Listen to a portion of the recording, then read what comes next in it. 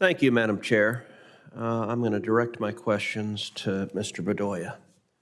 Mr. Bedoya, the Biden administration has nominated a number of extreme nominees, radicals who've advocated for abolishing the police, two of the senior officials currently at the Justice Department, a banking regulator who trained in the Soviet Union and advocates nationalizing the banks and wants to bankrupt thousands of businesses across America. And unfortunately, Mr. Bedoya, as I look at your record, you fall firmly in that line. I see the record of someone who has been a left-wing activist, a provocateur, a bomb thrower, and an extremist. So I want to take a minute to explore your views. You know, I took a look at Twitter. You've been very active on Twitter. Tell me, Mr. Bedoya, what are your views on ICE? Thank you for that question, Senator. I have, as a law professor, called attention to what I see as Fourth Amendment violations in ICE's face recognition searches, and these are measures that have triggered bipartisan oversight by... Okay, let's be clear. I'm not talking about the things you say when you're wearing a suit and tie, talking about Fourth Amendment violations. I'm talking about what you angrily tweet out to the world. I refer you to a tweet from February 26, 2021. It is time to call ICE what it is, an out-of-control domestic surveillance agency that peers into all of our lives. That's not just simply a comment about an abstract Fourth Amendment issue. And let's be clear, you also have, on April 10th, 2021, a tweet which is certainly not lacking in subtlety. It is a tweet that says, Maryland police have no business working with ICE. Maryland police have no business working with ICE. Maryland police have no business working with ICE. Maryland police have no business working with ICE. Maryland police have no business working with ICE. So apparently you're calling on state law enforcement to refuse to cooperate in any way with federal immigration enforcement. How do you explain these tweets? Is that, are you with the more radical members of the squad in the House, and are you an advocate for abolishing ICE? I am not, Senator. That last message was rhetoric. The bill that it was posted in support of was a bill to require the government to get a warrant before scanning 7 million Maryland drivers' faces, won the support of one of the most prominent Republicans in our Senate, Senator Christopher West.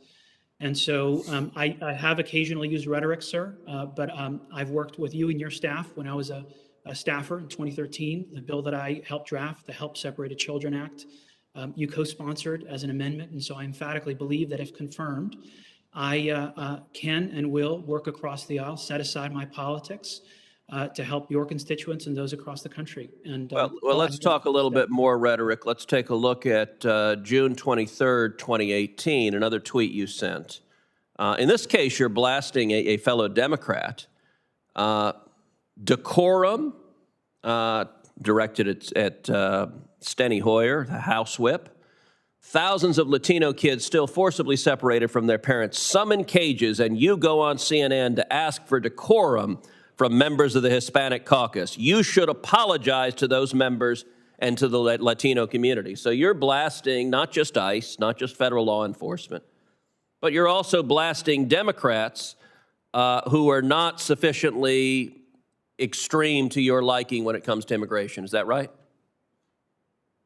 Senator, I think family separation was a horror. The kids at the border looked like my cousins. And so you were really troubled by the kids in cages under President Trump? And as I was troubled with what happened to children in certain circumstances under the prior administration. Have you said one word about the kids in cages and the Joe Biden cages? The cages are bigger, they're more full. Have you said a word about it since it was a Democrat president putting kids in cages? Senator, respectfully, I believe I have, in certain circumstances, criticized immigration policy under the current administration. Have you said a word about the Biden cages, or is that rhetoric only directed at your political opponents? I can't say whether I've used the word cages, but I do believe I've been critical of Democrats and Republicans alike, and I believe Democrats and Republicans. You believe you've been critical of Democrats and Republicans alike. That's your sworn testimony today?